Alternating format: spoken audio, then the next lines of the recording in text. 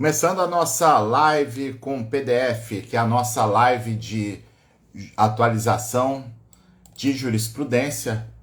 Hoje, num novo horário, né, que era para começar 8h30, mas também acabou que a gente está em adaptação também. Né? Eu acordei bem cedo aqui, mas só consegui terminar agora de preparar o PDF, né? Que o pessoal que está no grupo, nos grupos de WhatsApp ou do Telegram, eu só distribuir lá no TST 2021. A gente vai divulgar ainda nos grupos de Telegram, mas esse PDF dessa semana vem com uma pegada um pouquinho diferente e que vai ser uma tendência agora dos PDFs da live de domingo, né? A tendência de serem PDFs com mais explicações, né? Não só a notícia, mas também indicando qual é a relevância daquele tema para o direito do trabalho, com a pequena explicação, uma explicação até objetiva, né? Mas é a pegada informativa, inclusive, do TST 2021, que é o nosso curso de atualização jurisprudencial. Algumas pessoas estão pedindo informações desse curso e eu estou pedindo só um pouquinho de cautela, porque na próxima semana a gente deve lançar o TST 2022, tá? Nas mesmas condições do TST 2021, mas de toda forma estamos... Porque na próxima semana só um minutinho. A gente deve lançar. Estamos agora também no YouTube, né? Na live conjunta com o YouTube. Então o pessoal que quiser adquirir o TST 2021 pode pedir informações, né? O link para aquisição é um curso que tem jurisprudências organizadas em ordem alfabética lá na Hotmart, com explicações, cada decisão, cada conteúdo e algumas inclusive com vídeo explicativo. E também nós temos aulas periódicas, né? Ontem mesmo a gente teve uma aula que foi sensacional, ontem de manhã, discutindo alguns temas, né? Ontem eram súmulas da jurisprudência do TST envolvendo rescisão contratual, né? Então, quem adquiriu o TST 2021, inclusive aqueles que já adquiriram e que estão no curso, vão ganhar automaticamente como bônus o TST 2022, que é essa versão do ano que vem, né? Uma fórmula da gente estar disseminando, né, a jurisprudência, o conteúdo da jurisprudência do TST. Sejam todos bem-vindos, um bom dia a todos. Eu vou só abrir aqui o meu Instagram Web para eu poder acompanhar aqui o que está rolando nos comentários. Só um segundinho. Beleza, tá aberto aqui. Então, vamos começar. Hoje eu separei aqui 11 decisões e muita coisa interessante. Inclusive, começou a pingar com maior intensidade essa semana decisões envolvendo Covid-19, tá? Então, a gente começa a comentar aqui nas nossas lives decisões do Tribunal Superior do Trabalho que envolvem a Covid-19. Eu vou compartilhar para quem está no YouTube o nosso arquivo. Até o visual mudou um pouquinho, né? Para quem porventura tenha reparado aí. Então vamos aqui. Primeira decisão. A primeira decisão é bem interessante, da SDC, Seção de Dissídios Coletivos, que era o caso concreto aqui que tramitou no TRT da 2ª Região São Paulo. Deixa eu só ligar a luz aqui. Pera aí, gente.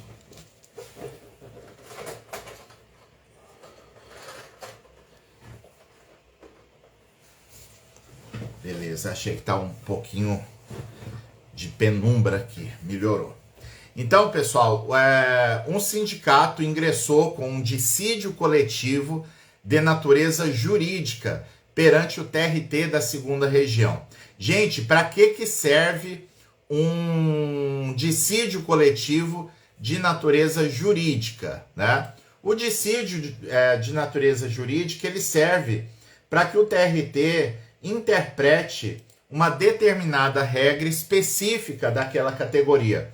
Pode ser uma norma legal, né, um dispositivo que só vale para aquela categoria, e pode ser também uma norma coletiva, né? Então, pela orientação número 7 da SDC, necessariamente, para que eu possa ajuizar um dissídio coletivo, eu preciso ter uma discussão pertinente a uma norma específica, não pode ser uma norma genérica.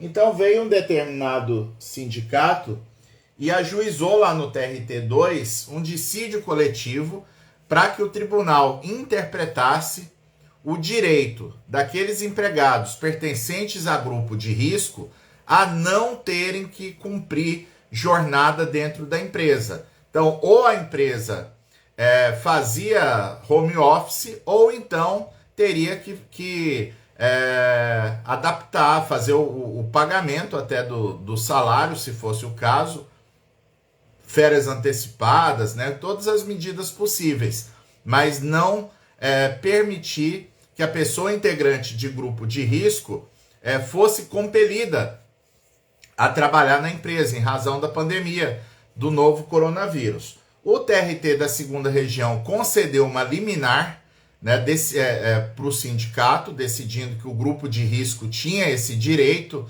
né, de não comparecer a um ambiente presencial da prestação de serviço, e acabou que o dissídio coletivo, quanto ao mérito, confirmou essa liminar, né, de dar esse direito para aqueles empregados pertencentes a grupo de risco.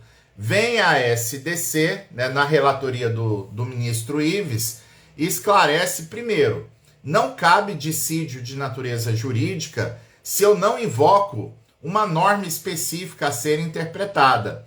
E o sindicato suscitante, de fato, ele não mencionou nenhum tipo de decisão, nenhum tipo de norma jurídica. Então, nesse caso, não cabe o dissídio coletivo de natureza jurídica. E a consequência lógica, de acordo com a decisão, de acordo com o relator, o ministro Ives Gandra, a consequência lógica é que revelava-se ali um dissídio coletivo de natureza econômica, por estar criando condições de trabalho além daquelas previstas em lei. E por isso entendeu-se que para fixar aquela condição, aquela exigência de que a empresa não convoque para ambiente presencial empregados pertencentes a grupo de risco, configuraria a exigência do comum acordo, para que houvesse o ajuizamento do dissídio coletivo. Então está aqui a ementa, né, falando de imposição de obrigação de dispensa de comparecimento ao trabalho durante a pandemia do Covid-19 aos integrantes de grupo de risco, não invocação de nenhuma norma convencional ou legal a ser interpretada, inadequação da via eleita, orientação jurisprudencial 7 da SDC, provimento e extinção do feito. Então, a SDC extinguiu o dissídio coletivo de natureza jurídica, né, por ser um meio processual inábil para essa finalidade proposta, e com isso revogou a liminar que o sindicato tinha em mãos para que as pessoas integrantes dos denominados grupos de risco não fossem compelidas a trabalharem no ambiente presencial da empresa. Eu vi um comentário aí, bom dia para o Bruno Olegário, né, falando que gostou do novo horário, e vocês poderiam manifestar. Eu acho que eu vou deixar, pessoal, só fazer um pequeno ajuste, deixar para a gente começar, acho que 9 horas da manhã vai ser um bom horário, né? Que a gente faz das 9 às 10. Quem ainda tiver que sair para comprar alguma coisa para fazer almoço, né? Ainda dá tempo, né? Aqueles que têm alguns amigos que vão muito cedo na missa, né? A missa das 7, das 7h30, daria tempo de assistir a live, mas eu provoco aí o pessoal se esse horário ficou melhor ou ficou pior, né? Tem uma pessoa ontem que me falou assim: professor, 8h30 do domingo é o horário da gente ficar na cama. Eu falei: ótimo, liga o celular na cama e levanta só depois que terminar a live, fica até melhor, tem um bom motivo para curtir preguiça, para levantar da cama só depois que terminar a live. Mas o que eu pensei é que ontem a gente começou o novo horário da live com o Antônio Berto, que era às 11, passou para as 8h30, e eu particularmente achei que o novo horário ficou bom, né? Porque acaba que a gente começando aqui 11 horas no domingo, né? Muitas pessoas estão naquela de começar a preparar o almoço, né? Às vezes a pessoa que tem um compromisso fora vai almoçar na casa dos pais ou na casa de alguém, enfim, né? Acaba que não consegue assistir a live por inteiro. Então a ideia foi começar mais cedo, né, para a gente ter o resto do domingo livre, mas eu sei que naturalmente a gente não consegue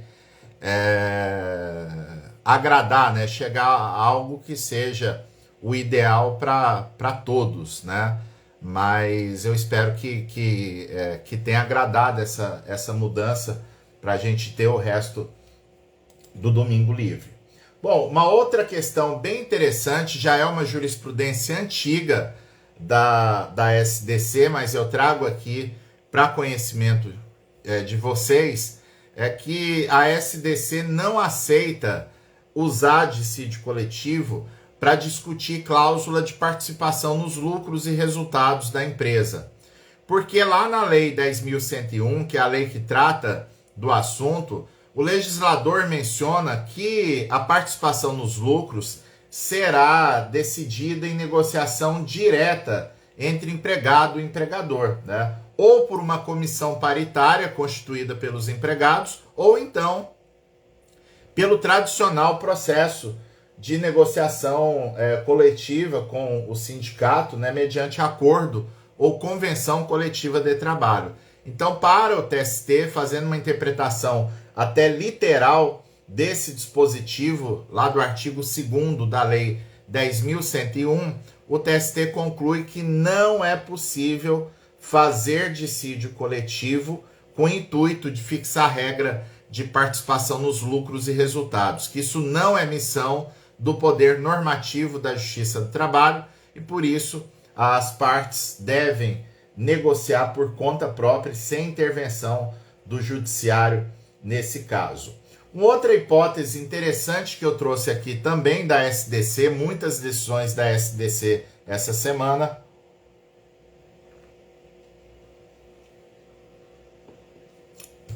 Uma outra hipótese que eu trago aqui, que para mim é relevante, porque vamos ver como é que a SDC se comporta nas próximas sessões de julgamento. Mas pelo que eu tenho acompanhado, é a primeira vez desde a reforma trabalhista que a SDC aceita aplicar a regra do CPC, que indica que diante do valor ínfimo da causa, o juiz pode arbitrar um valor razoável para os honorários advocatícios. Deixa eu fixar o tema aqui que eu esqueci de fixar o tema da live. Agora o pessoal vai chegando, sabe que a live do domingo é com esse intuito, mas a gente tem um público novo que sempre chega aqui a cada domingo. Então, jurisprudência trabalhista é o tema da nossa live. Então, pessoal, eu cheguei a comentar isso aqui em live alguns meses atrás, um processo relatado pela ministra Dora, em que o valor da causa era de R$1.000 E o Tribunal Regional do Trabalho, dentro de um critério de razoabilidade, fixou honorários de R$ 5.000 em favor do advogado da parte vencedora, né? A SDC, na ocasião, reformou a decisão, dizendo que o artigo 791A da CLT não contemplava esse arbitramento por equidade e que sempre os honorários deveriam ser fixados entre 5% e 15% do valor da causa, como está lá no artigo 791A da CLT. Então, na ocasião, a ministra Dora arbitrou 15%, então o advogado lá num grande dissídio coletivo ganhou R$ 150 a título de honorários advocatícios. E aí nessa decisão a SDC ainda concluiu que como o valor dos honorários era irrisório, não haveria cobrança, né? Então acabou que o advogado ficou sem receber nada.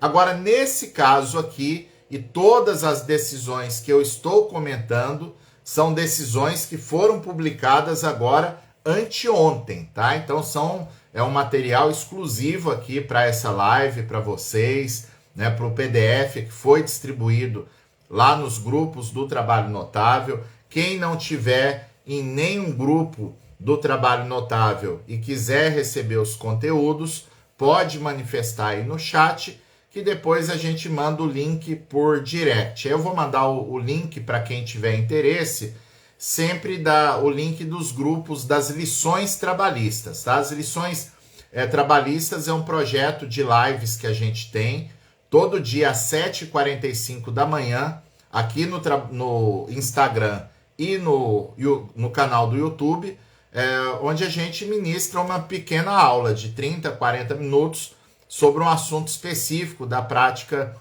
trabalhista, tá? Então, nesse grupo lá, a gente veicula todos os PDFs do trabalho notável. Então, essa decisão que eu trago aqui, ela é bem interessante porque houve uma superação da jurisprudência até então seguida na SDC, né? Nesse caso concreto, eram 33 sindicatos suscitados, o Tribunal Regional do Trabalho deferiu R$ 500 de honorários para cada suscitado, né?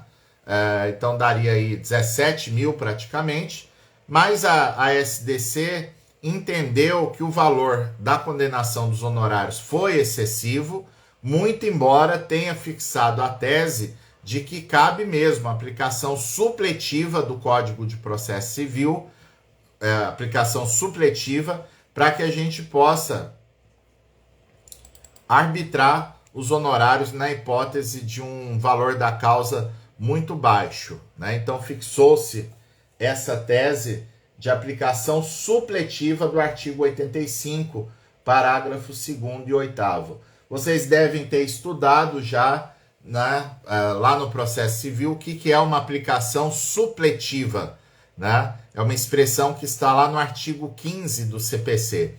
Quando eu falo em aplicação subsidiária, eu estou dizendo o seguinte, gente. O CPC regulamenta um determinado assunto que não tem nada no processo do trabalho. Por exemplo, tutelas provisórias. Nós não temos uma regulamentação de tutelas provisórias no processo do trabalho.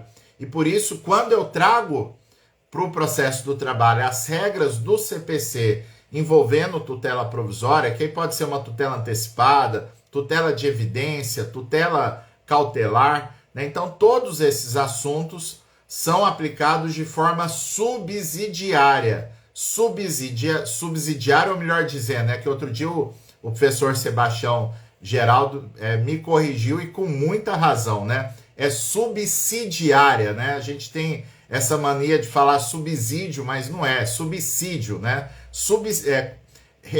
Aplicação subsidiária das regras do processo civil. Agora, quando é um assunto que eu já tenho uma regulamentação, ainda que precária no processo do trabalho, não se trata de aplicação subsidiária, é uma aplicação supletiva, ou seja, o supletivo é aquilo que é complementar. Então, no caso dos honorários advocatícios, que estão lá no artigo 791A da CLT, né? A regulamentação não é tão completa como o Código de Processo Civil, então, nesse caso, a gente vai discutir se haveria uma aplicação supletiva, porque seria complementar o 791A da CLT como ele se encontra, com regras que sejam compatíveis lá do artigo 85 em especial, mas podem ser outros dispositivos do Código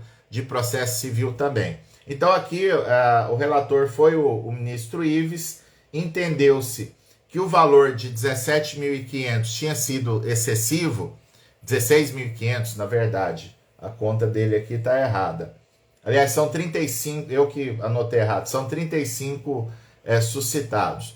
Então, nesse caso, como o advogado era o mesmo e a defesa dos 35 suscitados foi uma peça única, por conta disso, entendeu-se que a complexidade da causa não autorizaria aquele valor de 17 mil. E por isso houve uma redução dos honorários para R$ 150 por litigante, por suscitado. Então, o advogado das entidades, né, e das empresas, das entidades patronais, ganhou aqui R$ 5.250 nesse arbitramento de honorário. Já ficou melhor, porque se fosse observar a regra da CLT e a jurisprudência anterior da SDC, o arbitramento aqui seria feito em R$ 150, né, pelo trabalho do advogado, que seria 15% do valor da causa. Então vamos ver,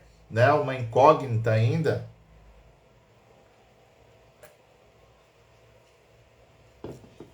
Vamos ver se essa decisão da SDC, se ela será disseminada para que seja aplicada também aos outros órgãos do Tribunal Superior do Trabalho, tá?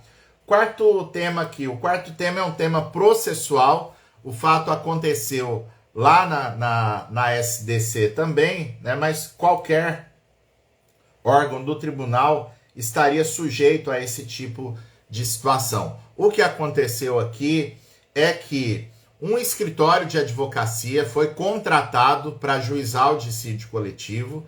Então, o advogado assinou a petição inicial e, num determinado momento do processo, foi passado um subestabelecimento para outro escritório, né, para outros advogados, mas com reserva de poderes, ou seja, aquele subestabelecimento que você vai trabalhar em parceria, você vai trabalhar conjuntamente com os outros advogados que são acrescentados ao processo. Só que aí os escritórios bateram cabeça lá entre eles, de modo que contra a mesma decisão foi apresentado 2 vezes embargos de declaração, né, no prazo legal. Então, nessa hipótese, o Tribunal Superior do Trabalho, na SDC, explicou que aplica-se também para os embargos de declaração o princípio da unirrecorribilidade. Eu só posso recorrer uma vez contra a mesma decisão. Então, se foi apresentado o primeiro embargo de declaração, automaticamente haverá preclusão consumativa, tá? Se tiver algum ponto, alguma questão relevante que foi abordada no segundo ED e que não se encontra no primeiro, o tribunal não pode analisar. Está prejudicada a interposição do segundo embargo de declaração em razão da vinda aos autos do primeiro ED. Bom dia a todos, tô vendo aqui o pessoal acordou animado aqui no chat do YouTube também. Tô vendo aqui vários queridos amigos, né? Braulio, Jaia, Joaquim, Paulo Basílio, Tereza Feger, Lauro de Campos, que está lá na sua caminhada, Elzira, Jorge Rissa, José Afonso, Roger, Jax. Deixa eu ver se tem alguma pergunta aqui. Ana Soares está por aqui também. Muitos colegas falando aqui do novo horário, que tá legal.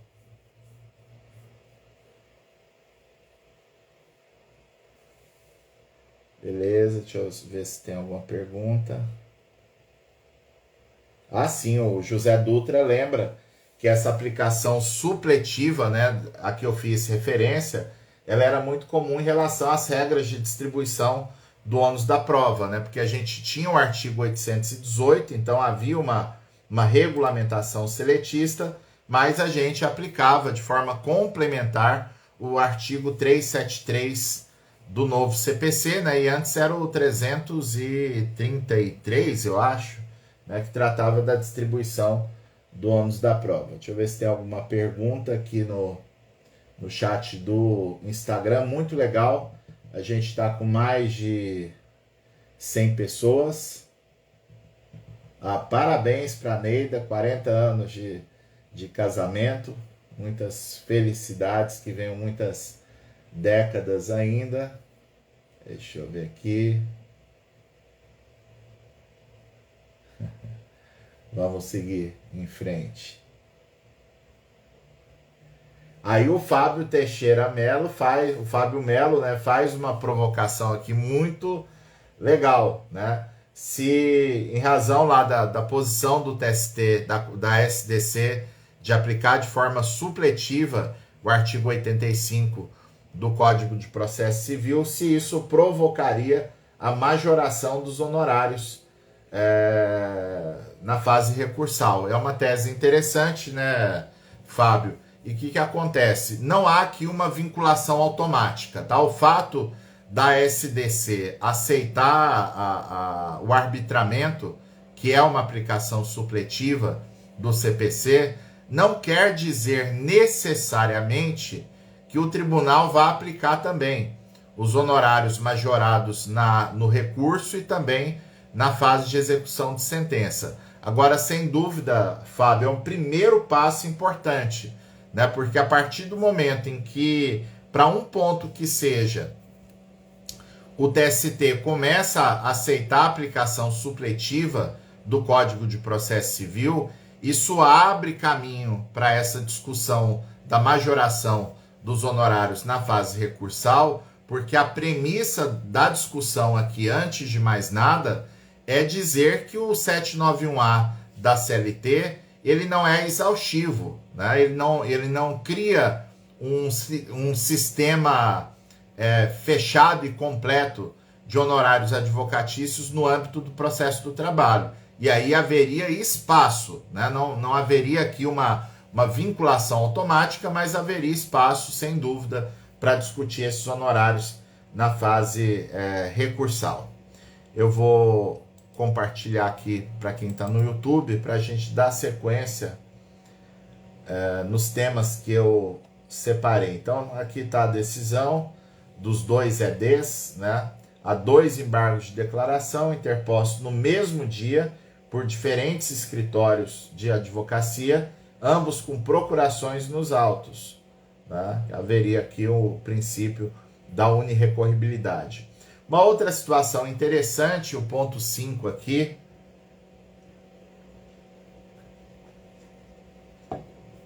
a SDC aplicou litigância de má-fé na empresa. O caso é bem interessante, bem peculiar.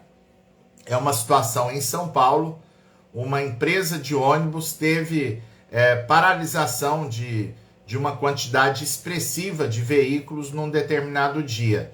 Então, em razão disso, a empresa denominada aqui, porque está na ementa, né? Eu não costumo comentar nome de empresa, porque o nosso interesse aqui é meramente acadêmico, é didático, e não interessa se é a empresa Alfa ou se é a empresa Ômega, né? É tudo igual. Mas aqui conta a ementa da ministra Delaide, né, minha querida amiga. A gente sexta-feira conversou um tempão. E o que ocorre aqui? É uma transportadora denominada Pêssego Transportes Limitada, e diante da paralisação de alguns Veículos, essa empresa de nome Pêssego entrou com dissídio de greve, um dissídio coletivo de greve, pretendendo a declaração de ilicitude da paralisação dos empregados. Só que o que se apurou no processo é que a paralisação não foi dos empregados.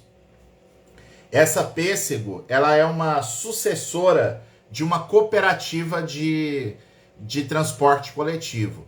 Então, os cooperados, que eram donos dos veículos, passaram a ser sócios dessa empresa Pêssego Limitada, né? No mês de abril, houve uma divergência quanto à divisão dos valores recebidos da SP Trans, né, que é a empresa municipal que cuida do transporte coletivo na cidade de São Paulo, e diante da divergência, alguns proprietários de veículos, alguns sócios da empresa, resolveram tirar os seus ônibus de circulação, em protesto à forma como houve a divisão dos valores devidos, pagos pela SP Trans no mês de abril.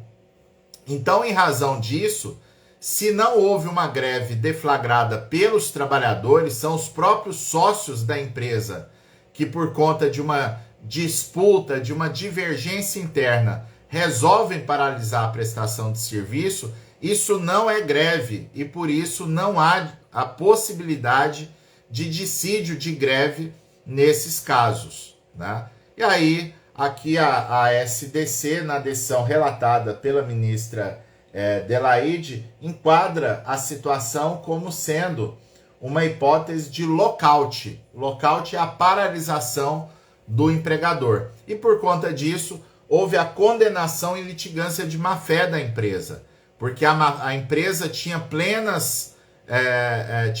conhecimento de que não havia greve, de que não havia paralisação de iniciativa dos seus empregados, e assim, ao ajuizar o dissídio de greve, a empresa estaria falseando a verdade, estaria agindo de forma temerária, e por isso aplicou-se aqui a litigância de má-fé. Eu só faço uma ressalva, tá? Aquele chato, né? Querendo botar defeito. Mas não é botar defeito, é só uma questão técnica mesmo, tá? Para mim, a situação descrita na decisão da SDC não configura o lockout, tá? Porque o lockout não é simplesmente toda e qualquer paralisação de iniciativa do empregador, né? O lockout, para configurar que realmente é uma situação de lockout, né? Tem um intento específico, né? O lockout, ele visa minar a organização coletiva dos trabalhadores. Então, normalmente, o lockout vai existir naquela situação em que eu estou prestes a ter uma negociação coletiva, o sindicato está vindo muito forte, fez uma articulação muito bem feita com os integrantes da categoria, e o empregador assusta com a força da mobilização coletiva naquele ano. Então, o que o empregador resolve fazer?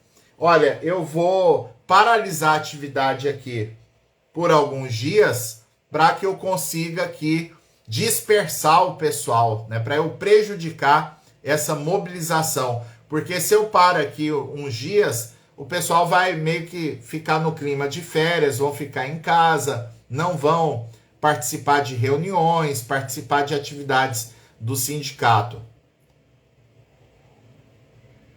Então, considera-se que a medida é abusiva, a paralisação é abusiva por isso, porque tem um intuito que revela uma conduta até mesmo antissindical.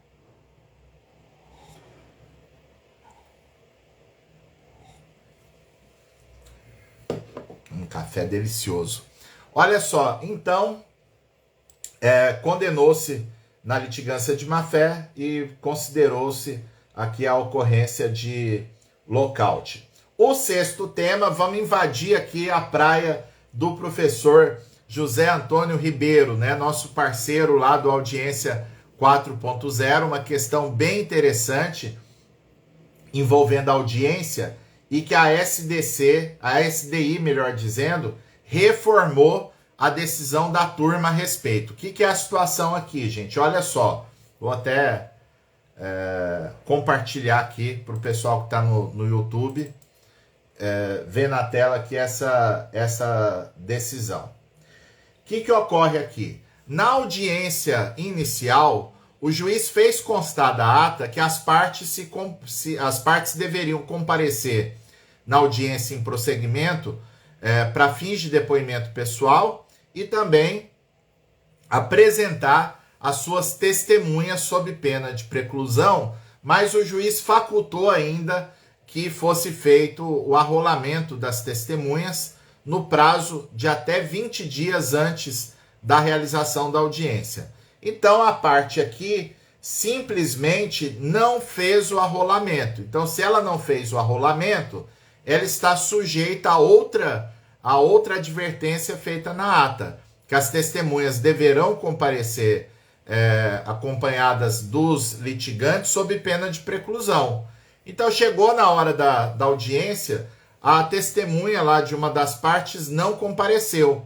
Então, a parte requereu o adiamento da audiência. O juiz, tá bom, doutor, cadê a comprovação de que a testemunha foi convidada, né? Não, excelência, aqui não precisa da comprovação do convite, porque o processo não está no rito sumaríssimo. Esse processo aqui é de rito ordinário. O juiz, não, doutor, mesmo nos processos de rito ordinário, se houve o compromisso de trazer a testemunha sob pena de preclusão, eventual ausência deve ser comunicada com a prova do respectivo convite. Isso está lá no Código de Processo Civil, né? Então, no caso específico, a turma do TST que julgou o recurso de revista entendeu que havia nulidade, que o juiz seria obrigado a adiar a audiência e que o convite, a prova do convite, só seria feita no rito sumaríssimo. E aqui a SDI 1, no julgamento relatado pelo ministro Cláudio Brandão, menciona aqui, olha só o finalzinho, o indeferimento do pedido de adiamento da audiência sem a prévia intimação das testemunhas, quando a parte, conquanto ciente do efeito preclusivo decorrente da não realização do ato processual relativo ao arrolamento prévio das testemunhas, não apresenta tempestivamente o referido rol, tampouco comprova que realizou o pertinente convite, não configura o cerceamento do direito de defesa. Então, e aqui foi feita uma menção explícita na ementa de que mesmo que se trate de rito ordinário, é exigida a prova do convite, tá? Se há essa menção na ata de audiência de que as partes deverão comparecer apresentando suas testemunhas sob pena de preclusão. Aqui, naturalmente, 2 destaques eu faço para vocês, né? Primeiro, o advogado tem que acompanhar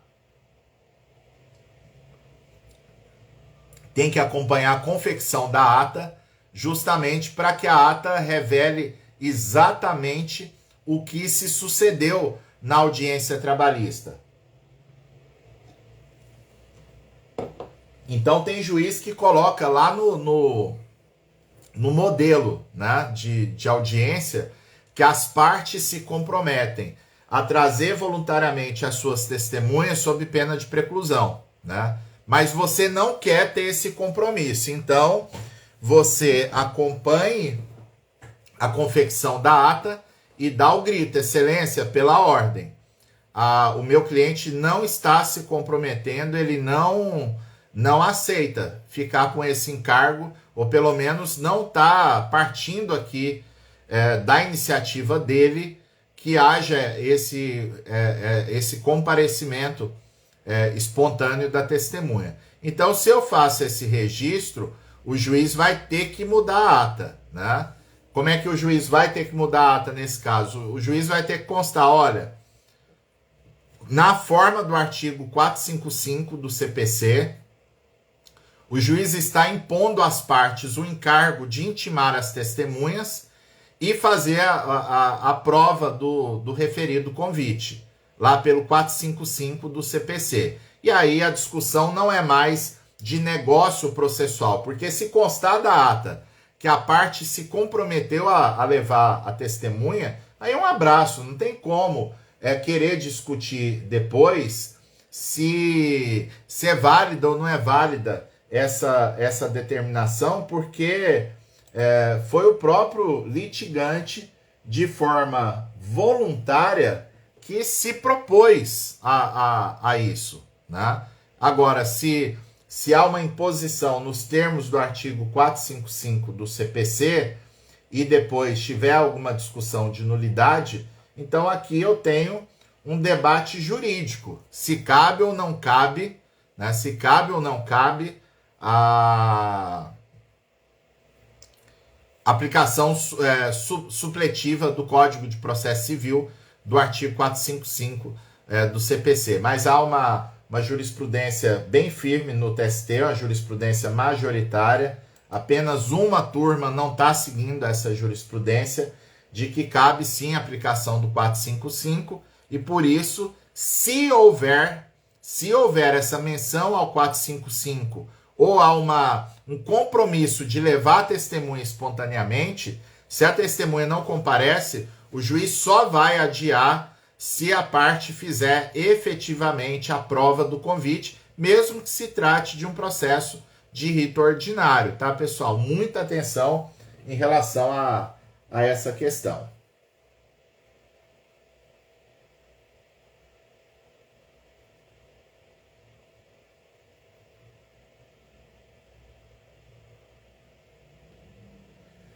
Uma pergunta aqui bem interessante do Marcelo Sanches, deixa eu responder aqui. Professor, numa ação de cumprimento de sentença normativa, o valor da causa pode ser o genérico de que trata o CPC? Pode sim, viu, Marcelo? Eu te daria 2 fundamentos aqui, tá? Primeiro, que o artigo 840 da CLT, com a redação dada pela reforma trabalhista, no parágrafo 1º, que exige, né, que haja a indicação do valor do pedido, o artigo 840 trata de reclamação trabalhista comum, ou seja, aquela ação tradicional em que eu tenho o empregado de um lado e o empregador do outro lado, né? Quando eu tenho uma ação de cumprimento, é uma ação em substituição processual e que a ela não se aplica o rigor do artigo 840, parágrafo 1º da CLT. Primeiro fundamento. O segundo fundamento, que é muito relevante também, Marcelo, é que lá pelo Código de Defesa do Consumidor, a gente tem algumas regras que são aplicáveis ao processo coletivo do trabalho e com destaque para os artigos 103 e 104 do CDC, né, que é o Código de Defesa do Consumidor.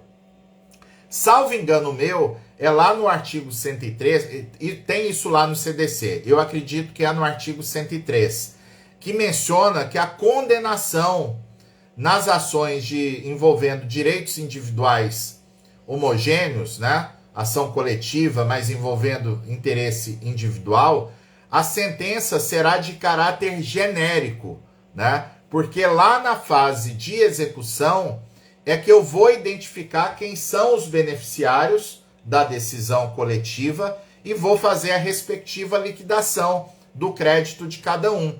Então, se a lógica do processo coletivo, ô Marcelo, é permitir uma sentença genérica, a petição inicial também pode ser genérica. Eu não posso exigir que o advogado do sindicato apresente a liquidação dos valores devidos a cada um dos empregados já no ajuizamento da ação, porque o próprio Supremo Tribunal Federal, Marcelo, dispensa até a apresentação do rol de substituídos. Então, se eu não sou obrigado a identificar quem são os beneficiários da ação, com mais razão eu não sou obrigado a liquidar o pedido na ação coletiva, porque o sindicato não é sequer obrigado a saber quem são os indivíduos potencialmente beneficiários dessa futura sentença coletiva. Mas realmente muito boa, muito interessante essa tua pergunta. Um abraço aqui, estou vendo muitos queridos alunos aqui no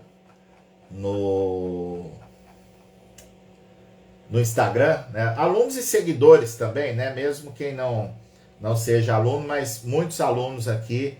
A Thaís Pozo, que é uma querida, a Soraya Pozo, lá de Curitiba. A Soraya estava com a gente ontem na aula do TST 2021. O Edipo Félix estava também. A Laís Silveira está com a gente na comunidade. A Lilian Bazo, que é aluna nossa em alguns curso do professor José Antônio Ribeiro também. O Fábio Melo, deixa eu ver aqui, passar aqui rapidão. Eu vi a Isildinha tá por aí também. É muito bom. Deixa eu só ver se tem alguma. O Elson Andrade. Eu vou estar em Belo Horizonte, Elson. Eu quero ver. Tô vendo aqui que dia que eu volto. Eu já tinha até comprado a passagem aérea, tudo certo. Para receber a comenda do TRT e da terceira região, mas houve uma mudança na data da programação, mas de todo modo vamos ver uma forma, se a gente consegue marcar aí. Eu tinha até pensado uma aula, mas aí pode ter um problema de aglomeração, né? Mas ver se a gente marca para comer um pão de queijo com o pessoal aí em algum lugar, alguma cafeteria aí em Belo Horizonte. Eu vou estar aí no dia 24, que é o dia da solenidade do TRT, de entrega das comendas, né, do tribunal. Vou receber a comenda por indicação do professor Sebastião Geraldo de Oliveira e vou ficar aí no dia 25 também, né? Então a gente, de repente, vamos ver uma forma da gente encontrar, ainda que não seja numa aula, né? A gente tem muita gente aí de Belo Horizonte que acompanha o trabalho, ou que está em algum curso do trabalho notável. Seria sensacional a gente estar junto aí um tempinho para conhecer pessoalmente, né? Deixa eu ver, só puxar alguma pergunta aqui. Do Marcelo Sanches. Já passou.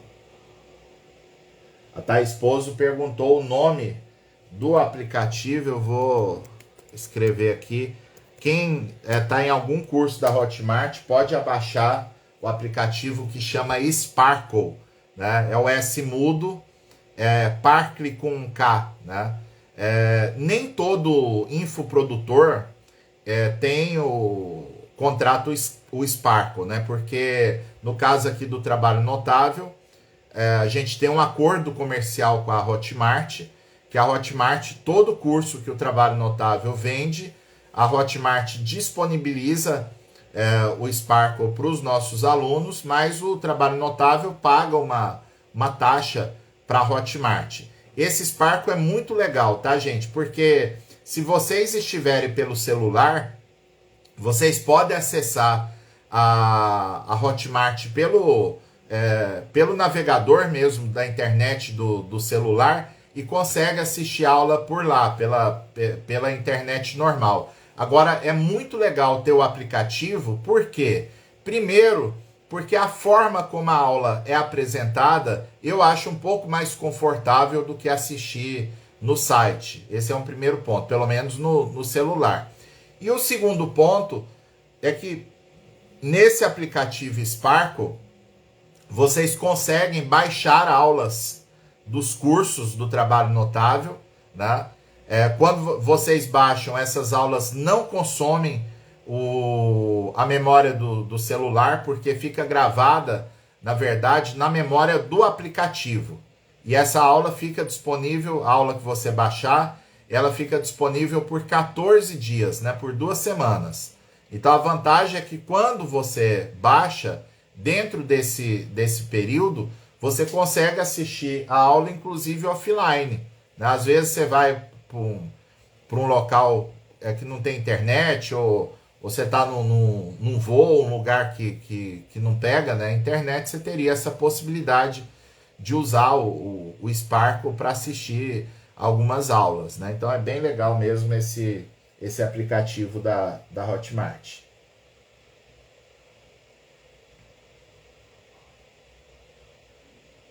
Se tem alguma pergunta aqui.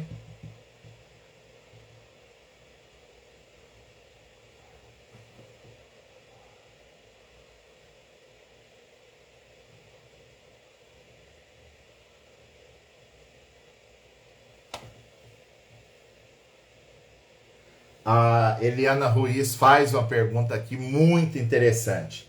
A Eliana pergunta o seguinte: e quando a parte não arrola e a única testemunha aparece e mesmo assim o juiz declara a preclusão e não ouve a testemunha? Realmente, né, Eliana, tem juiz que entende que se você não arrolou é porque você não tem testemunha para apresentar, né?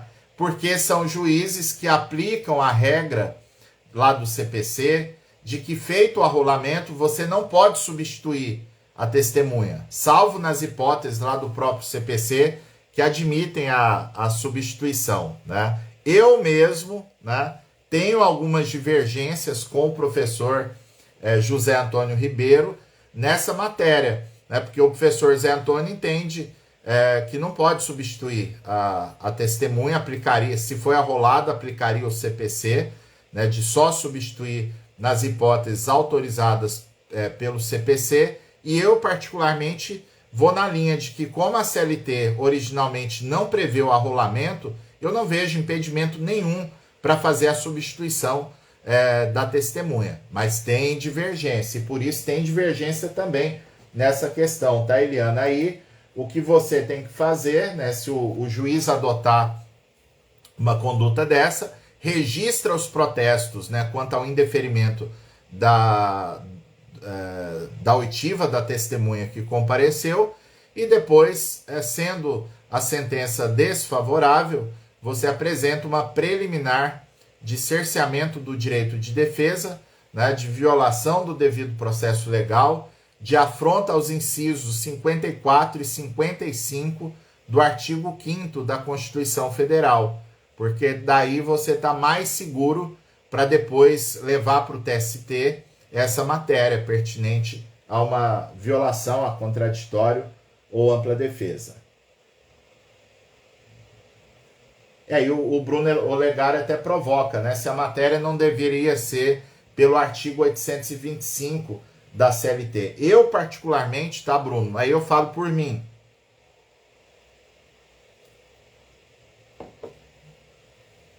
Eu aplico só o 825, de que o comparecimento das testemunhas é espontâneo na forma da CLT.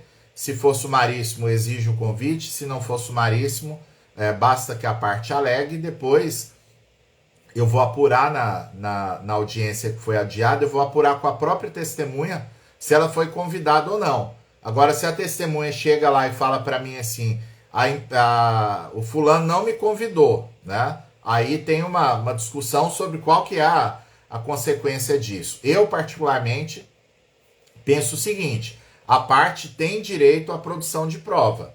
Se a audiência foi adiada e a testemunha chega lá dizendo, olha, eu só fui intimada agora, eu nunca fui convidado para participar de audiência nenhuma, eu faço o registro em ata e aplico litigância de má-fé na parte que mentiu para mim, para adiar a audiência. Mas eu ouço a testemunha normalmente, porque para mim aí deve prevalecer o direito à prova, até porque eu, como juiz, eu tenho interesse em ouvir todas as testemunhas que estejam presentes, por aplicação até mesmo do artigo 725 da CLT, né, que indica que o juiz pode até de ofício, né, produzir provas justamente para encontrar uma solução mais justa para aquele litígio.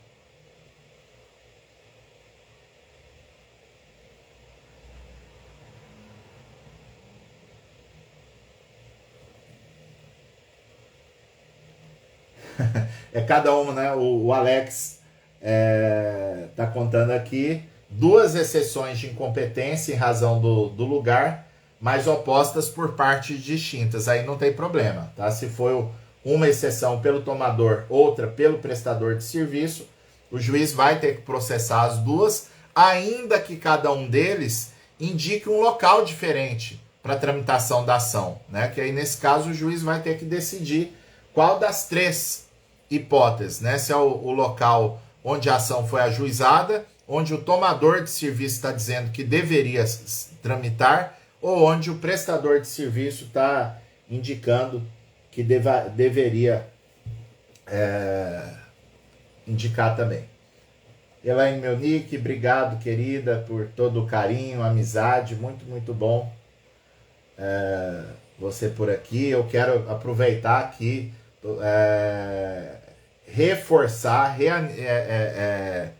reforçar, né, os agradecimentos, né?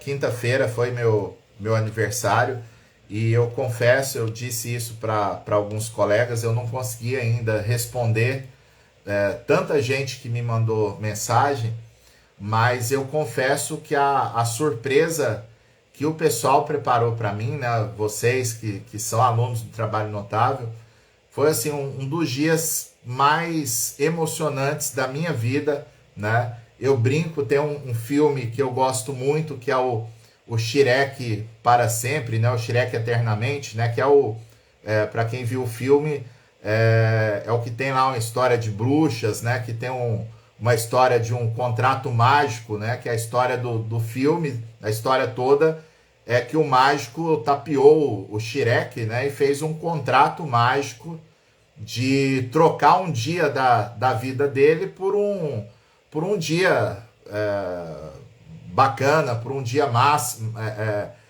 mágico, né? Que aquele mágico proporcionaria, né?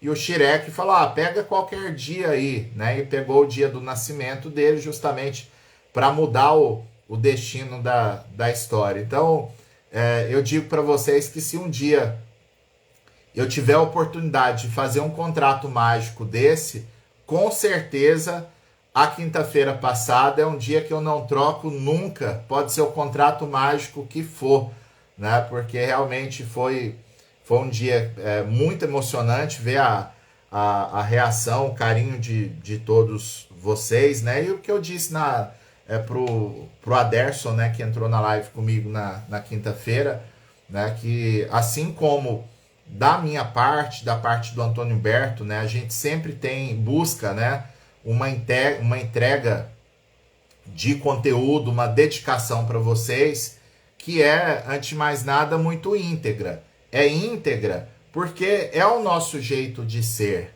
né? Eu tenho visto, né, tenho conversado com muitos colegas, ajudado, inclusive, quem me procura, né, professores que estão numa fase mais inicial de disponibilizar um projeto de curso, de distribuição de conteúdo nas redes sociais, e o pessoal fala assim, nossa, a gente vê suas lives tem muito engajamento, né, os posts também, o pessoal tá sempre com um trabalho notável, né? O que vocês têm feito para chegar nesse ponto, né? E eu digo que é a questão mesmo da dedicação que a gente tem, de não fazer separação, distinção de ninguém, né? Eu já comentei aqui em live, eu tenho amigos professores que vieram conversar comigo, meio que me cobrando, me criticando mesmo, né? Assim, de forma respeitosa, claro, né? Mas falando assim, que em síntese, que eu estava estragando o público, que não pode ser assim, que a gente entrega conteúdo demais, que os conteúdos que a gente entrega aqui no Trabalho Notável vale mais que muito curso pago no mercado, que isso atrapalha o pessoal a vender curso depois, e que aí um dos colegas falou assim, olha, e eu acho assim, você tem que fazer uma separação, porque lá no meu perfil eu não respondo pergunta de ninguém que não seja aluno de algum curso pago meu, porque aí a gente faz uma separação. E com a gente aqui não tem isso, né? Porque A gente trata todos os seguidores com muito respeito, muito carinho, muita atenção. Às vezes demora um pouquinho, né, hoje, porque são muitas mensagens e a gente não consegue responder com a rapidez, às vezes, que a pessoa precisa ali daquela resposta. Mas eu costumo dizer que a gente separa que, em geral, as pessoas que nos seguem aqui ou são alunos de cursos do Trabalho Notável, ou um dia serão alunos do Trabalho Notável. E se não for também, está tudo certo, porque o nosso projeto, a finalidade mesmo, é de entrega de conteúdo gratuito nas redes sociais. E para viabilizar esse projeto, né, porque hoje a gente tem toda uma estrutura, né, são 12 pessoas praticamente hoje que dão suporte, né, para a coisa funcionar aqui. Né? Então a gente tem os cursos até para viabilizar as despesas que a gente tem para manter o projeto. Né?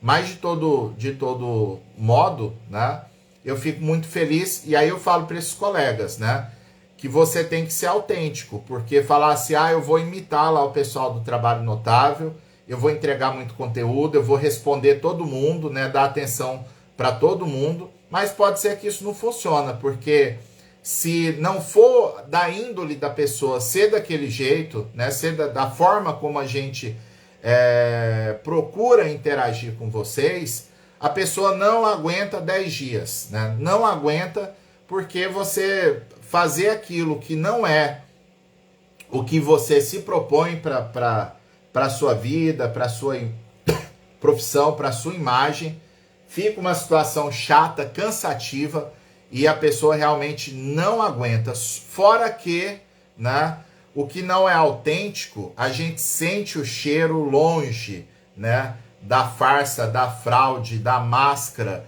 do personagem criado de forma distinta da realidade. Né? Então, assim como a nossa intenção aqui é a entrega de conteúdo, e a gente busca isso porque é realmente a índole do projeto Trabalho Notável, é por isso que eu vejo com muita felicidade, muita gratidão também, a reação de vocês. Né? No caso específico aqui, 110 alunos me mandaram um presente aqui, uma cesta, um cartão muito bonito, muito massa, né? E assim, alguns alunos que eu quero, né? Claro, a gente ter a oportunidade de conversar, de conhecer pessoalmente, de dar um abraço em cada um, mas é muito possível que a gente não, vários dos colegas que nos seguem aqui, que a gente não se conheça nunca, né? Pessoalmente, tá tudo certo, né? Colegas que falassem, o pessoal tá querendo puxar saco do professor. Não tem por que puxar saco porque, né, o que a gente entrega é conteúdo, né? A maioria sequer teria interesse de fazer a social com o juiz, né? Porque eu tô numa vara com movimentação processual bem pequena, né, e os colegas não têm processo tramitando por lá, né, então isso deixa realmente a gente muito, muito feliz e muito grato por essa situação.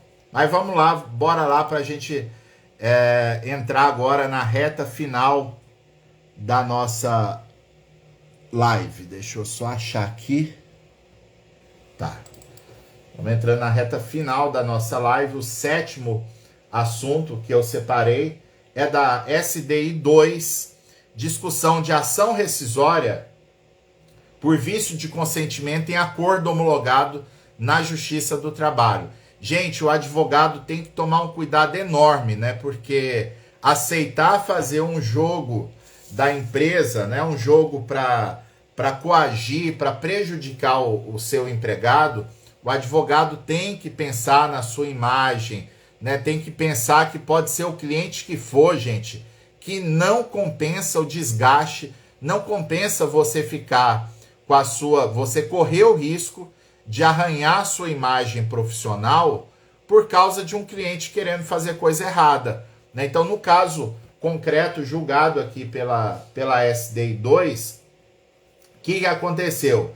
A empresa propôs um acordo rescisório para o reclamante e diz para ele: olha, se você não aceitar esse acordo, você vai ser mandado embora por justa causa. Aí alguém pode pensar assim: não, mas o trabalhador, então, ele que bata no peito, eu não tenho nada a dever, deixa a empresa aplicar a justa causa, eu contrato um advogado, vou lá na justiça e faço a reversão da justa causa. Mas a gente sabe que não é bem assim, né, pessoal? Tem um probleminha aí no meio do caminho, né? Que o pessoal precisa, né? O ser humano tem esse péssimo defeito, né? O ser humano precisa comer, né? Ele precisa sustentar a sua família, né? Ou, usando aqui, sem querer entrar aqui num caminho tortuoso de política, né? Ontem mesmo eu fiquei muito chateado com... eu disponibilizo meu WhatsApp para todo mundo, sem esconder nada, e o pessoal sabe que pode fazer, procurar quando precisa lá, mas um cidadão ontem, participante aqui de atividades do Trabalho Notável, me mandando fake news de ministro do Supremo, de coisa de atendimento de hospital. Falei pro colega, falou: pelo amor de Deus, eu tenho mais coisa a fazer. E chegou o ponto que, infelizmente, eu tive que bloquear o colega no WhatsApp, porque eu não sou obrigado, né, ficar recebendo material que não é do meu interesse. Eu não falo de política, não é minha praia, né? Mas aqui em Goiânia o nosso presidente falou que negócio de... Quem está preocupado em comprar feijão não enche o saco de quem quer comprar fuzil, né? Mas o tal do reclamante, ele precisa comprar feijão, ele não está preocupado em comprar fuzil, né? Então acaba que, diante da necessidade econômica, financeira, o trabalhador ele acaba ficando vulnerável para esse tipo de coação da empresa, né? O reclamante acabou aceitando esse acordo para romper o contrato, e o pior, é onde eu falo do advogado, né? A empresa determinou que o reclamante procurasse uma advogada que entraria com uma ação na Justiça do Trabalho, uma lide simulada, para fazer o acordo com a empresa, né? Então a advogada, a profissional da advocacia, se dispôs a esse papel, e o colega de escritório dela foi advogado da empresa, né? Então fizeram o acordo. E o pior de tudo é que a fraude foi muito mal feita. Então ficou feio, porque constou aqui da própria ementa. Olha só, gente, que coisa, que lástima, né? Só pegar o trechinho aqui. Verifica-se que o ajuste firmado padece de invalidade, tendo em vista que o trabalhador foi ameaçado de demissão por justa causa caso não aderisse à proposta da empresa. A empresa engendrou a lide simulada mediante grave ameaça, em vez de exercer livremente o seu poder potestativo de encerrar o contrato imotivadamente. Ficou demonstrado o modus operandi dessa ilicitude perpetrada pela ré em relação a outros trabalhadores. Então ficou feio isso, porque ficou demonstrado que a empresa tinha o costume de usar esse tipo de expediente com outros empregados, de fazer sempre a mesma ameaça para arrancar um acordo vantajoso na Justiça do Trabalho. E aqui fala: o empregado deveria conferir poderes à advogada indicada pela empresa, que ajuizaria a ação trabalhista e firmaria o acordo em juízo nos termos em que imposto pela ré, como de fato ocorreu. Caso houvesse recusa na participação no embuste, a implicação seria a punição máxima, com todas as consequências. Foi comprovado ainda, olha que tristeza, gente, que a advogada que representou o autor na ação atuava em conjunto com o patrono da ré, destacando-se que possui o mesmo telefone profissional, além de ter sido averiguado que essa causídica já representou a empresa em outras demandas judiciais. Então, pessoal, Hoje, o novo CPC, ele trata em várias passagens da sociedade de advogados. Então, quando eu falo, eu tenho 2 advogados lá no escritório, então, para fazer o acordo, um advogado vai fazer a procuração para a empresa, o outro advogado vai fazer a procuração para o trabalhador. Não façam isso, pessoal, porque o que a justiça está olhando no momento é se os profissionais pertencem à mesma banca de advogados, né? No caso aqui, o telefone profissional era o mesmo, então é óbvio que é o mesmo escritório, ainda que não haja constituição formal perante a OAB da Sociedade de Advogados, mas há um escritório único de advocacia e por isso vai configurar, né, pelo menos para fins aqui de fraude, né, a questão criminal, eu confesso para vocês que não sei qual a posição hoje do STJ, mas isso aqui seria uma tergiversação, né, o escritório se dividir de modo que parte do escritório vai defender uma parte e a outra parte do escritório de advocacia vai ficar como defensor do adversário, né? Esse tipo de situação é irregular e pode provocar aqui consequências indesejadas, né? Como o caso aqui dessa ação rescisória.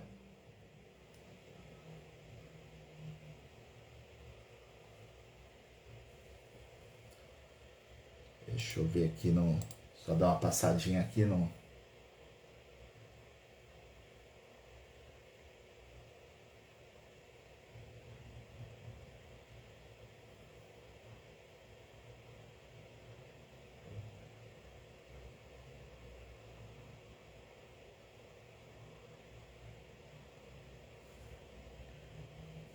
Beleza, vamos aqui para a 8ª decisão do material que a gente separou para vocês.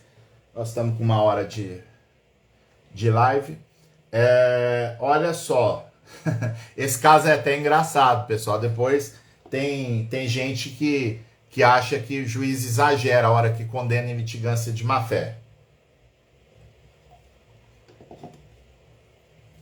A questão aqui está na ementa, o TST identificou qual é a empresa, né? Então acaba que não tem como a gente esconder, mas é a questão aqui do frigorífico, né? A ação foi proposta contra o frigorífico Bertin, né? Um dos grandes frigoríficos do país, só que no meio da tramitação do processo, a JBS, né, que é o maior grupo hoje de processamento de carnes do mundo, né? A JBS é daqui, do lado de Goiânia, né? Uma cidade aqui do lado. Nasceu aqui, era um pequeno açougue e hoje é a maior empresa, a maior indústria de processamento de carnes do mundo. Então, no curso da demanda, a JBS, sem ter sido intimada, sem ter sido chamada no processo, a JBS voluntariamente se apresentou no processo, participou da audiência de conciliação no 2º grau, diante da decisão que foi desfavorável. A JBS apresentou recurso de revista.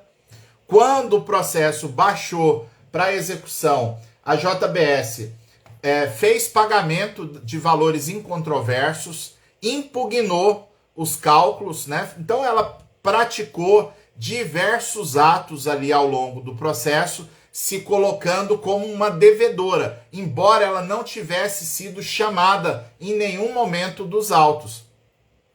Então, lá pelas tantas, depois de vários atos desses praticados, a JBS resolveu impugnar a condição de grupo econômico com o frigorífico Bertin.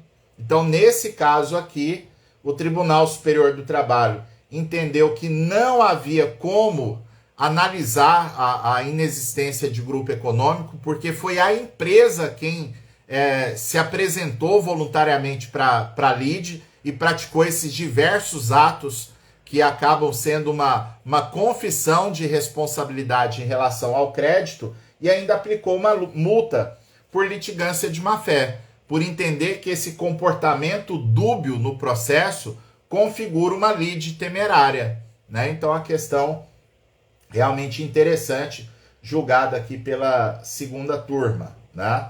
Um outro ponto que eu apresento aqui, muito interessante, para os advogados de empresas tomadoras de serviço usar esse expediente. A gente já falou isso aqui numa das lives do domingo, né? A questão da inexigibilidade do título por coisa julgada inconstitucional.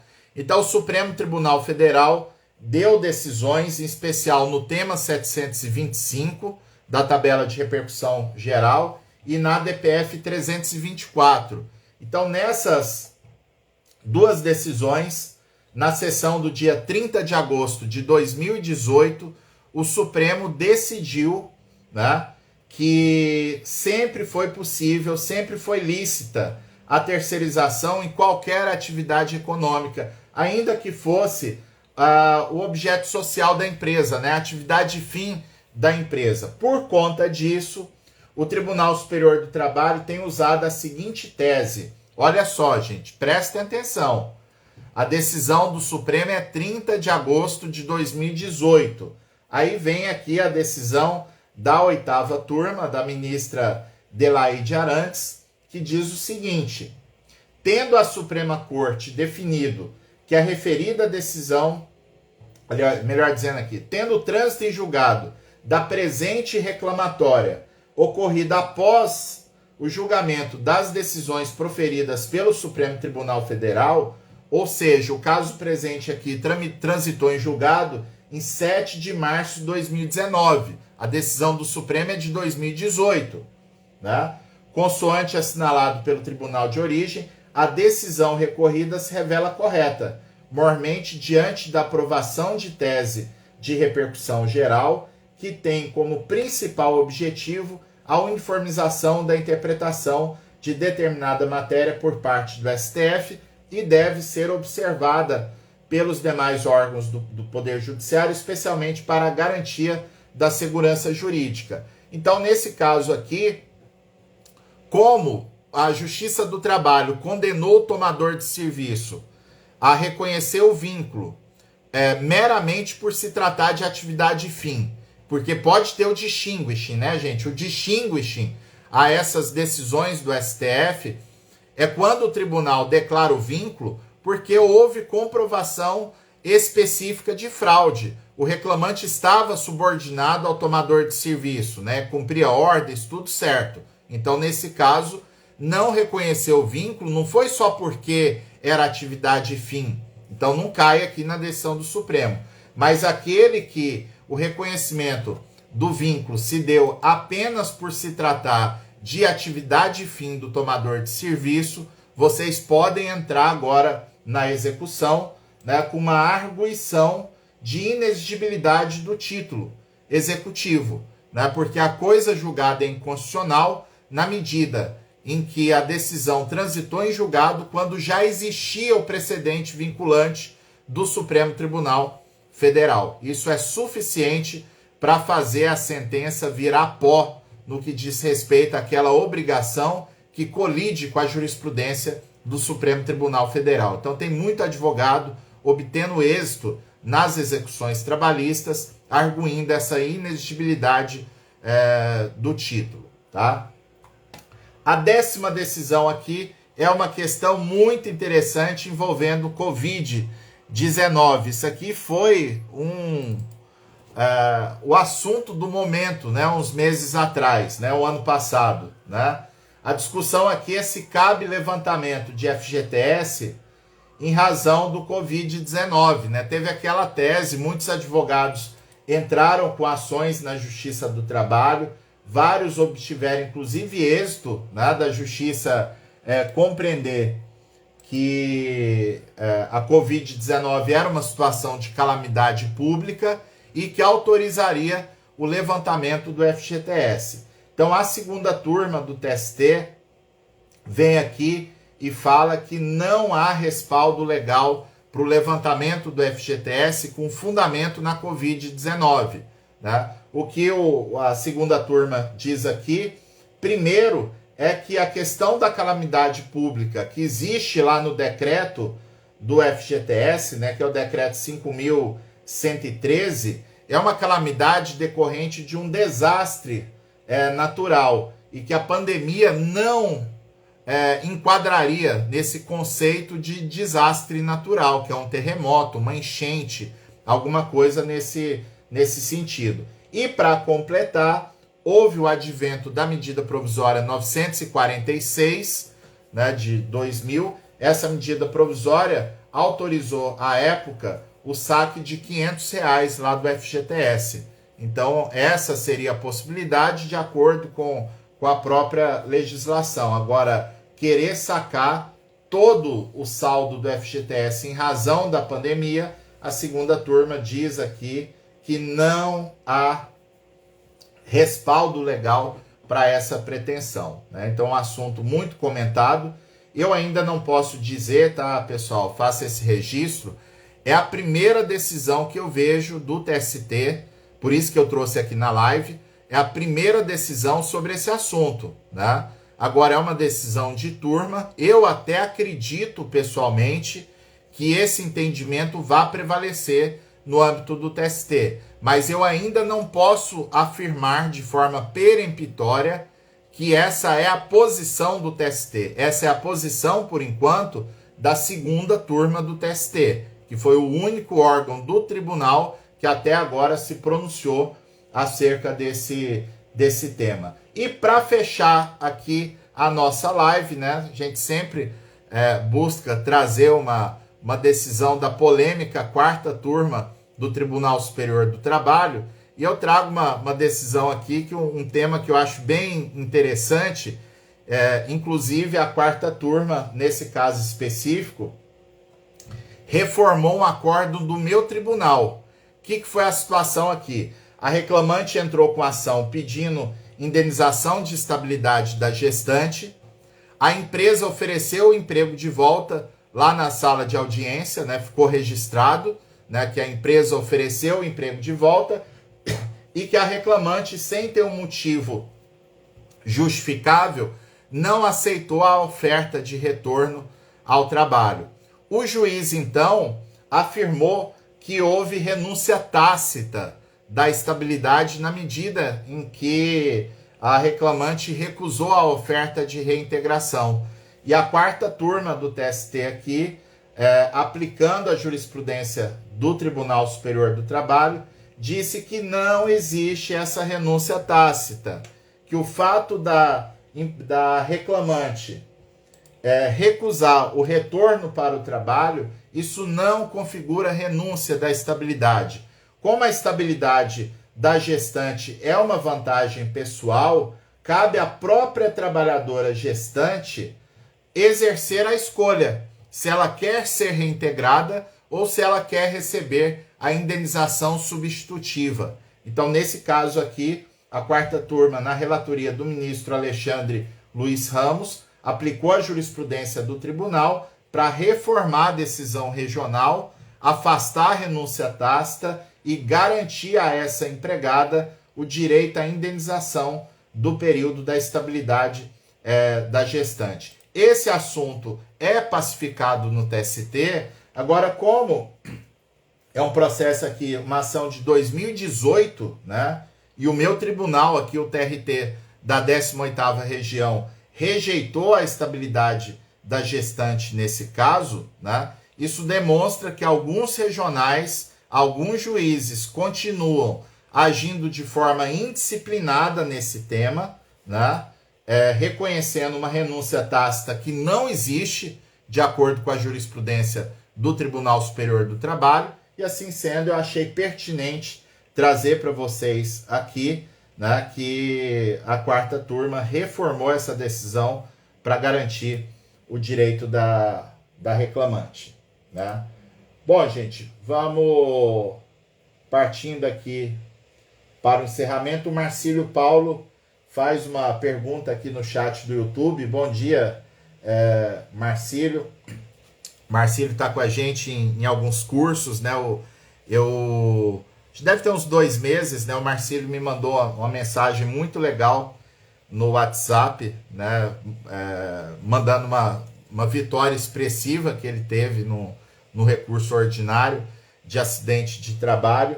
E isso, graças a Deus, tem sido uma rotina aqui no Trabalho Notável, e isso é o combustível, né, para a gente ter muita disposição para estar com vocês. Ontem eu recebi uma mensagem assim sensacional no direct aqui do Instagram, do Welton, que é aluno nosso lá ele advoga no Pará, né? E ele mandou uma mensagem de áudio dizendo: olha, professor, eu tô até eufórico aqui para contar que pela primeira vez na vida eu consegui subir um recurso de revista, e agradecer que foi o curso que me deu aqui a condição de entender a lógica do recurso de revista e fazer isso acontecer, e num processo que para mim aqui era muito importante para o meu cliente. O tribunal passou por cima das alegações, teve negativa de prestação jurisdicional, e o próprio presidente do TRT permitiu subir o recurso pela alegação de nulidade por negativa de prestação jurisdicional, né? Então é muito bom ver colegas que começam a ganhar processos, a ganhar recursos, ou ter feitos que a maioria dos advogados não consegue. A verdade é essa, né? E aqueles que já conseguiam, né, muitos têm dito da gente permitir que o advogado entenda, porque aquilo que a gente faz sem saber o que está fazendo, né, por que deu certo, você não consegue replicar, e você não consegue fazer disso uma rotina na sua profissão, né? Agora, mesmo para aqueles colegas que já tinham algum aproveitamento em recurso de revista, entende a lógica, entende o passo a passo e consegue saber por que ele ganhou aquele processo, por que ele perdeu aquele outro que ele até tinha chance, né? Então, se eu tenho essa consciência do que está certo e do que está errado, eu consigo replicar isso em todo o processo meu, né? Onde o aprendizado ele acaba favorecendo o profissional da advocacia, né? Então, a satisfação ver o resultado que vocês estão tendo. Olha só, o Pedro Almeida está comentando aqui que emplacou o primeiro RR sem precisar do agravo de instrumento semana passada. Parabéns, Pedro, você que é um cara fantástico, inteligente demais, muito preparado, e aí é bom a gente conseguir potencializar, né, essa capacidade que vocês já têm. Eu vou encerrando por aqui a nossa live no YouTube, agradecendo a presença de todos.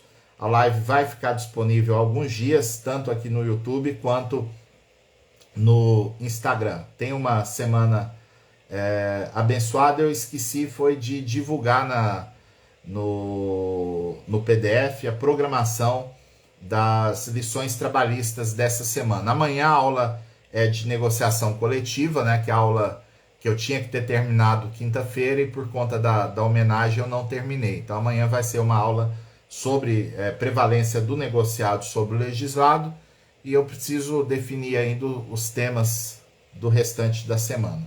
Tá? Um bom dia a todos e um excelente domingo. Vou fechando aqui a live também pelo Instagram, agradecendo a participação de todos, né? Mesmo nesse horário novo, a gente ficou com mais de 100 pessoas aqui o tempo todo, né? E eu fico muito feliz de poder disponibilizar esse conteúdo, de poder estar com vocês aqui toda semana, trazendo algumas novidades, como vocês viram aqui nessa semana. Em especial, a gente pôde trazer decisões de Covid-19, né? Realmente uma questão interessante a gente poder estar municiando vocês de informações, e também aquilo que não é novo, a gente vai separando assuntos que sejam importantes, que sejam relevantes para a advocacia de vocês. Então, agradeço a presença de todos e tenham um domingo abençoado. Eu vou tirar um print aqui de pergunta na caixinha para procurar responder quem fez a pergunta. Não tem pergunta não. E também o Rafael Lara tinha pedido para entrar, eu nem vi, mas agora também já passou.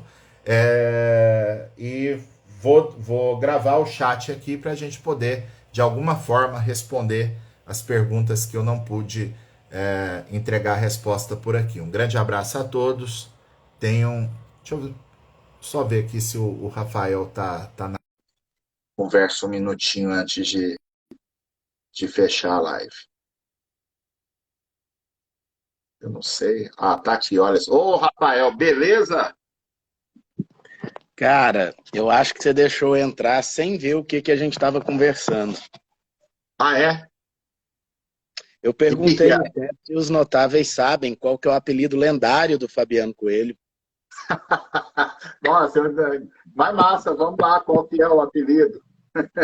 Não? É porque eu acho que os notáveis todos sabem que o Fabiano foi meu professor, né? E aí num É, domingo, assim, o cara fazendo uma live, num domingo desse, eu tava animando de descer para dar uma corrida ali, né? Na avenida aqui perto de casa, na Ricardo Paranhos, aí eu te vi na live, vi todo mundo aí falando de você. Falei, gente, você sabe qual que é o apelido do Fabiano? E aí os notáveis ficaram aqui eufóricos para poder eu não percebi que saber estava e rolando isso no chat. perguntando e falando para falar. Eu falei, gente, ele vai até fechar a live de de tanta agonia. Mas, gente, desde a faculdade. Na próxima live eu conto, né, Fabiano? Isso, pode ser. Faz uma suspense. Isso. Valeu. E como é que tá a Um luta abraço, aí, amigo. amigo? Tá bom, graças a Deus. Domingão aqui em casa, curtindo um pouquinho a família e descansando. Muito massa. E a gente está na torcida aqui, claro que é, eleição de OAB, a gente sempre tem amigos em todos os grupos, né? Mas eu não, eu fico, realmente eu registro sempre que a gente está na torcida por você, Rafael, não só pela amizade, mas por ver, né, que você é um verdadeiro Midas, né? Eu fui seu vice no GT, né, eu sou testemunha da sua capacidade, não só administrativa, né, que você fez o IGT dar uma guinada que foi incrível, né, de recuperação financeira, de comprar sala nova, enfim, né, congressos muito significativos, né, e a questão também de capacidade de liderança, né? Eu fui um vice seu meio omisso, porque na época eu estava convocado no TST, né? Mas eu sempre prestigiava e achava muito interessante a sua forma de conduzir. Muita coisa que não precisava do meu palpite, né? Mas você sempre ligava, nós estamos com um negócio aqui e tal, você participa aqui por mensagem, por telefone aqui mesmo, que está tendo uma Na discussão época não era interessante. vídeo, Então, né? Na época não era vídeo. não tinha essa facilidade, né? Olha a lua aí, A né? Soraya sempre pede para ver a lua. Olha a lua aqui. Que Bonita bonitinho. demais. E a questão da ESA, né, Rafael? Que a ESA hoje uma referência no Brasil inteiro, a ESA de Goiás, né? A dinâmica, né? A capacidade que tem hoje de levar cursos, né, os alunos, né, para os advogados, e não só com temas novos, mas com medidas realmente inovadoras, né, criativas, que têm permitido, mesmo antes da pandemia, né, com ou sem pandemia, que os advogados se capacitem bastante. Então, a gente fica aí na torcida para que você seja o nosso próximo presidente da OAB. E eu falo nosso mesmo sendo juiz, Rafael, porque eu acho que a OAB é um patrimônio da sociedade brasileira, né? A OAB, claro que ela tem que ser do advogado, ela tem que defender mesmo o interesse do advogado, mas é uma das entidades da sociedade civil com maior relevância, tanto é que é a única entidade da sociedade civil que está na Constituição, em várias passagens, né? E por isso a gente fica mesmo na torcida por você. Obrigado, meu amigo. Obrigado, recebo. Fico honrado com o depoimento. Acho que são 10 anos já à frente, liderando aí diversas atividades coletivas voltadas aí para o direito, para a advocacia, e isso nos estimula aí sempre mais. E já que você levantou a bola, Lua, conta o apelido do Fabiano. Amigos, vocês conhecem o desenho do Senhor Magu? Porque desde a faculdade, o Fabiano é chamado de Magu. Mister Magu. Todos os amigos dele chamam ele de Magu. Tem vez que você fala, sabe o Fabiano? Eles, qual é o Fabiano? O Magu. Aí todo mundo sabe que é o Magu. É verdade. E minha turma da UFG foi a turma que deu praga de juiz do trabalho, né? Acho que só aqui no TRT, se não me engano, são 7 juízes da mesma turma, né? Então eu tenho vários colegas no tribunal mesmo que até hoje só me chamam de Magu, e tem advogado que às vezes eu vejo que vai começar a falar na própria audiência, ia falar Magu, falou, opa, todo aqui não pode, né? Mas realmente é o apelido aí para matar a curiosidade do pessoal. Valeu, Fabiano. Abraço, Valeu, bom domingo, Rafael. Tchau, Obrigado, tchau. pessoal. Bom domingo a todos. Valeu.